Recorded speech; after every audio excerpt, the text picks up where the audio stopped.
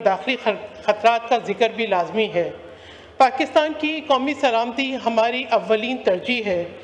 ہمیں افواج پاکستان پہ اور ان کی جرأت و بہادری پہ فخر ہے۔ ہم شہیدوں کی لازوال قربانیوں کو سلام پیش کرتے ہیں۔ بجٹ 2026-27 میں قومی دفاع کے لیے 3000 ارب روپے رکھے گئے ہیں۔ پاکستان کو درپیش چیلنجز، دفاعی ترجیحات اور قومی سلامتی کی ضروریات کو سمجھتے ہوئے صوبوں نے بڑی فراخ دلی سے اپنے اخراجات کم کر کے ترقیاتی منصوبوں پہ قدغن لگا کے اپنے NFC کے شیئر سے 3 سالہ مالی شراکت کے فریم ورک کو قومی دفاع کے لیے وقف کیا ہے۔ یہ صوبوں کی قومی ذمہ داری کا ثبوت ہے۔ لیکن اسپیکر صاحب، قومی سلامتی کے ساتھ ساتھ عوام کی معاشی اور سماجی سلامتی بھی اہم ہے۔ آئین پاکستان عوام کی فلاح، صحت، تعلیم، روزگار، لائیولیہوڈ اور بنیادی حقوق کی ضمانت دیتا ہے، مگر بجٹ میں اس پہلو کو کسی حد تک نظر انداز کیا گیا کیونکہ وسائل نہیں ہیں۔ وسائل اس لیے نہیں ہیں کیونکہ وفاق ریونیو کے اہداف حاصل کرنے میں ناکام ہے۔ صرف مئی کے مہینے میں ہی FBR کا شارٹ فال 28 ارب روپے تھا، اور یہ کوئی نئی بات نہیں۔ FBR ریونیو جنریشن میں مسلسل ناکام ہو رہا ہے، مگر نہ اس ناکامی کی کوئی اکاؤنٹیبلٹی ہوتی ہے، نہ ہی پرفارمنس آڈٹ۔ حکومت ٹیکس کی بنیاد کو وسیع کرنے میں ناکام ہے، اسی لیے عوام پہ انڈائریکٹ ٹیکسز کا بوجھ ڈالتی ہے۔ ہر بنیادی ضرورت کی چیز پر ٹیکس ہے۔ بجلی اور گیس کے بلوں پر ملٹیپل چارجز لگتے ہیں، ایک طرف مہنگی بجلی، کیپیسٹی چارجز اور دوسری طرف لوڈ شیڈنگ کا عذاب۔ سولر ریولوشن کا دعویٰ کر کے آنے والی حکومت نے پچھلے سال دسمبر میں نیٹ میٹرنگ کے بجائے نیٹ بلنگ کی پالیسی متعارف کرائی اور سولر کے استعمال کو بھی مشکل بنا دیا۔ اب سولر پہ بھی ٹیکس ہے، انورٹرز پہ بھی ٹیکس ہے، اور اس سال اپریل سے 0 یونٹ کی پالیسی بھی خاموشی سے متعارف کر دی گئی تاکہ ایکسٹرا یونٹس پہ سولر انویسٹر جو ہیں کوئی فائدہ نہ لے سکیں۔ سولر پریزیومر فکس چارجز کے ساتھ ساتھ میٹر رینٹ کی ادائیگی کے بھی پابند ہیں۔ جمع تفریق کے بعد ان کا حاصل وصول 0 ہے۔ آج بجلی، گیس، ایندھن، پانی، ہر چیز قوت خرید سے باہر ہے، بس اب سورج پہ ٹیکس لگنا باقی ہے۔ ہو سکتا ہے کل ہوا اور سانس لینے پہ بھی ٹیکس لگ جائے۔ مالی سال 2026-27 میں پیٹرولیم لیوی سے 1.7 کھرب روپے جمع کرنے کا ہدف رکھا گیا ہے، اور کاربن لیوی کو ڈبل کر کے 5 روپے فی لیٹر کر دیا گیا ہے۔ کاربن لیوی کا ہدف 50 ارب روپے ہے۔ کاربن ٹیکس دنیا بھر میں ماحولیاتی بحران سے نپٹنے کے لیے استعمال ہوتا ہے، مگر ہمارے ملک میں یہ صرف FBR کی ناکامیوں کو چھپانے کے لیے اور پورا کرنے کے لیے۔ چند دن پہلے ایک وفاقی وزیر نے فرمایا کیونکہ ہم ٹیکس جمع نہیں کر سکتے اس لیے پیٹرولیم لیوی لگاتے ہیں۔ اس وقت عوام 125 روپے فی لیٹر پیٹرولیم اور کاربن لیوی کی مد میں ادا کرتے ہیں۔ پیٹرول اور ڈیزل مہنگا ہونے سے صرف ایندھن مہنگا نہیں ہوتا، بلکہ دودھ، آٹا، چینی، سبزیاں، ٹرانسپورٹ اور روزمرہ کے استعمال کی ہر شے مہنگی ہوتی ہے۔ ایک طرف مہنگائی ہے اور دوسری طرف بے روزگاری اور تنخواہوں میں ڈسپیرٹی۔ مراعات یافتہ طبقے کو تو تمام سہولیات اور اٹریکٹیو سیلری پیکیجز حاصل ہیں، جبکہ عام پاکستانی بنیادی ضروریات پورا کرنے سے بھی قاصر۔ اس مہنگائی میں حکومت نے سرکاری ملازمین کو صرف 7% کا اضافہ کیا۔ I'm sorry، یہ نہیں ہوگا، میں ادھر احتجاج کروں گی اگر میرے ساتھ ناانصافی ہوئی، یہ نہیں ہوگا۔ آپ کا 1 منٹ نہیں زیادہ ہو گیا جی۔ I would protest here، میں سامنے آؤں گی، یہ نہیں کریں گے آپ میرے ساتھ۔ I'm very sorry، آپ یہ نہیں کر سکتے۔ آپ چیئر کو ڈکٹیٹ نہ کریں، آپ تقریر ختم کریں، وائنڈ اپ کریں۔ باقی سب نے بات کی اتنی میں بھی بات کروں گی، آپ مجھے تقریر مکمل کرنے دیں۔ I'm very sorry، یہ نہیں ہوگا۔ اس مہنگائی میں حکومت نے سرکاری ملازمین کو صرف 7% کا اضافہ دیا ہے، جبکہ مہنگائی کی شرح بہت زیادہ ہے۔ آج سرکاری ملازمین سراپا احتجاج ہیں۔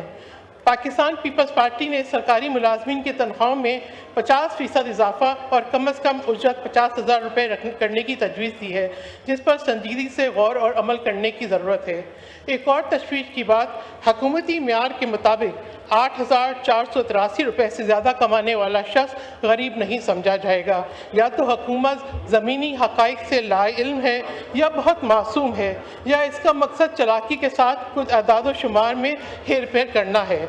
हुकूमत को चाहिए कि अदाद व शुमार के घोरक धंधे में पड़ने के बजाय संजीदगी से बुनियादी इश्यूज़ को रिजॉल्व करके अवाम को रिलीफ पहुँचाने के लिए ठोस इक़दाम करे। एक और स्पीकर साहब, एक और अहम शुबा जिसके बारे में बात करना चाहती हूँ वो एग्रीकल्चर है। कहा जाता है कि ज़राअत हमारी मईशत की रीढ़ की हड्डी है, मगर आज हुकूमत की नाकस पॉलिसियों की वजह से ज़राअत का शोबा माजूरी, बदहाली, महरूमी और तनज़्ज़ुली का शिकार है। हालिया कौमी इक़्तिसादी सर्वे के मुताबिक ज़रई शोबे की तरक्की सिर्फ 2.99% रह गई है, जबकि हदफ 4.5% था। इससे भी ज़्यादा अफसोसनाक बात यह है कि इस सर्वे में हुकूमत ने अपनी नुमाया कामयाबियों में गधों की तादाद में 2 लाख इजाफे का जिक्र भी बड़े फ़ख्र से किया है। मैं नहीं जानती जब ज़रई तरक्की का हदफ पूरा ना हो सका हो, गंदम, कपास, मकई और चावल की पैदावार में कमी आ रही हो और किसान शदीद मुश्किलात का शिकार हो, तो ऐसे हालात में गधों की तादाद में इजाफा हुकूमत की कितनी बड़ी माशी कामयाबी है।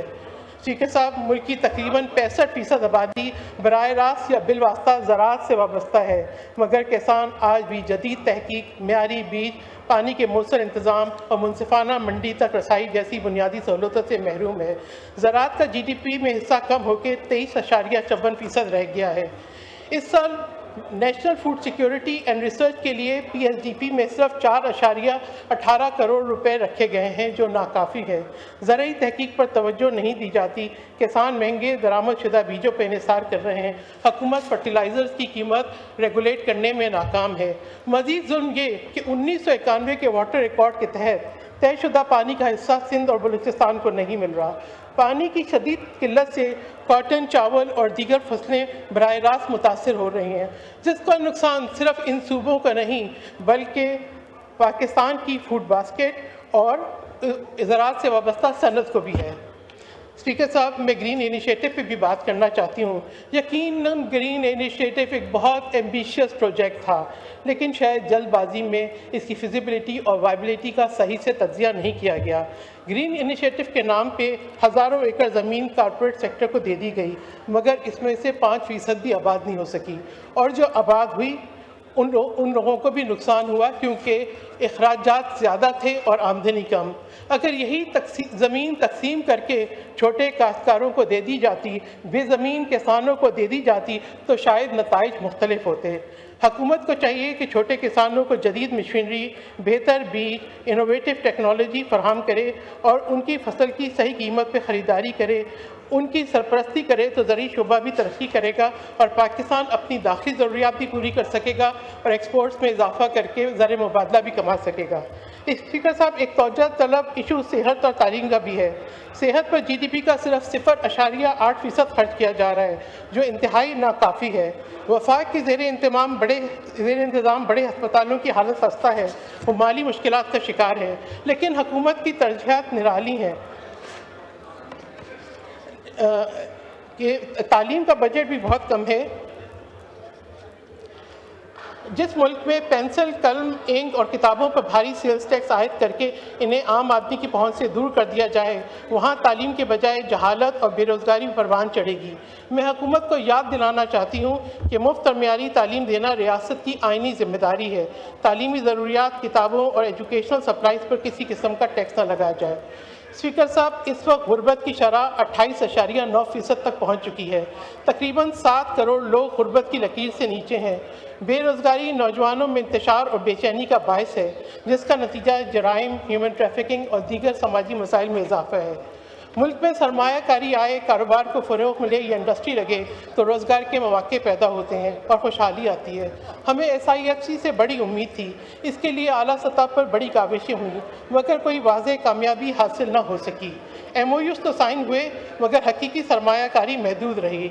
इस नाकामी या ताख़ीर की वजूहात को तलाश करके तदारुक करने की ज़रूरत है। हाई एनर्जी कॉस्ट, पॉलिसियों का दम तसलसल, हमारा अफसरशाही निज़ाम बड़ी रुकावट है। आज भी हमारी माशी लाइफ लाइन CPEC है, इस पर पूरी संजीदगी से तवज्जो देने की ज़रूरत है। ہمیں فخر ہے کہ پاکستان نے امریکہ اور ایران جنگ بندی میں اور امن کے قیام میں اہم کردار ادا کیا جو قابل تعریف ہے۔ اگر ملکی مفاد کو سامنے رکھا جائے تو Iran Pakistan gas pipeline ایک اہم منصوبہ ہے۔ اب پاکستان کو گیس پائپ لائن منصوبے کی تکمیل کے لیے سینکشن ریلیف جی شکریہ، جی وائنڈ اپ کریں۔ ریلیف کی ضرورت ہے اور یہ ناممکن بھی نہیں، کیونکہ امریکی صدر ڈونلڈ ٹرمپ صاحب جس طرح سے ہمارے فیلڈ مارشل سید عاصم غنی اور وزیر اعظم شہباز شریف کی تعریف کرتے ہیں، اگر کوشش کی جائے تو Iran Pakistan gas pipeline پہ سینکشن ریلیف بھی ہو سکتا ہے اور IMF کی شرائط میں نرمی بھی۔ اب میں صوبہ سندھ کے بارے میں بات کروں گی، کیونکہ اسپیکر صاحب اس ایوان میں سندھ کا بڑا ذکر ہوا۔ سب سے پہلے میں مختصراً وفاق کی توجہ صوبہ سندھ کے زیر التوا منصوبوں کی طرف کروانا چاہتی ہوں۔ سندھ کے اہم منصوبے خصوصاً کراچی سکھر موٹر وے اور K4 آبی پروجیکٹ وفاق کی جانب سے مناسب مالی وسائل فراہم نہ ہونے کی وجہ سے تاخیر کا شکار ہیں، جبکہ سندھ وفاق کو ریونیو جنریٹ کر کے دیتا ہے، سندھ کے تھر کے کوئلے سے بجلی بنا کے نیشنل گرڈ کو سپلائی کرتا ہے۔ اسی طرح مائک کھولیں، وائنڈ اپ کریں پلیز۔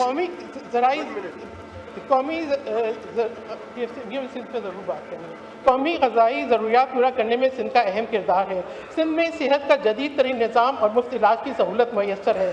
صرف NICVD نے گزشتہ سال دیگر صوبوں سے آئے ہوئے 3,64,593 افراد کو مفت علاج فراہم کیا۔ پورے پاکستان میں لوگ سندھ آتے ہیں کیونکہ یہاں روزگار اور کاروبار کے مواقع اور سہولیات بہتر ہیں۔